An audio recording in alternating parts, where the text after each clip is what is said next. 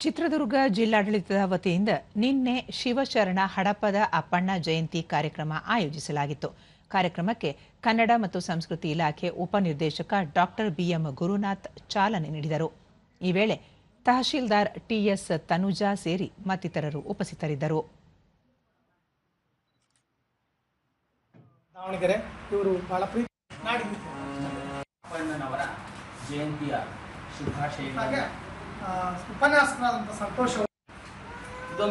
ಬಳಿಕ doctor BM Gurunath ಜಗತ್ತಿಗೆ ಕಾಯಕ ತತ್ವ ಸಾರಿದಂತಹ ಮಹಾನ್ ನಾಯಕರ ಜಯಂತಿ ಆಚರಿಸುವ ಮೂಲಕ ಅವರ ತತ್ವಾದರ್ಶಗಳನ್ನು ಯುವ ಪೀಳಿಗೆಗೆ ತಿಳಿಸುವ ಕೆಲಸ ಮಾಡಲಾಗುತ್ತಿದೆ ಎಂದರು.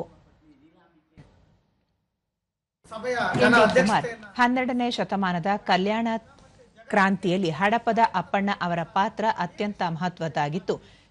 ಜಗಜ್ಯೋತಿ ಬಸವಣ್ಣನವರ ಆಪ್ತರಾಗಿದ್ದ ಅಪ್ಪಣ್ಣ ಪ್ರತಿ ನಿರ್ಧಾರಗಳಿಗೆ ನೆರಳಾಗಿ ನಿಂತಿದ್ದರು ಎಂದು ತಿಳಿಸಿದರು.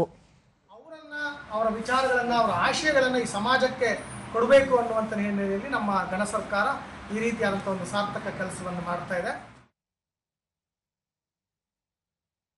ಸಂತೋಷ್. 12ನೇ ಶತಮಾನದಲ್ಲಿ ಉಪನ್ಯಾಸಕ ಎಸ್ ಸಂತೋಷ್ ಬಸವಾದಿ ಶರಣರ ವೈಚಾರಿಕ ಚಿಂತನೆಗಳು ಹಾಗೂ ಹಡಪದ ಅಪ್ಪಣ್ಣನವರ ಕಾಯಕ ನಿಷ್ಠೆ, ಪ್ರಾಮಾಣಿಕತೆ ಮತ್ತು ಸೇವಾ ನಿಷ್ಠೆ ಇಂದಿನ ಆಧುನಿಕ ಬದುಕಿಗೆ ಅತ್ಯಂತ ಪ್ರಸ್ತುತವಾಗಿದೆ.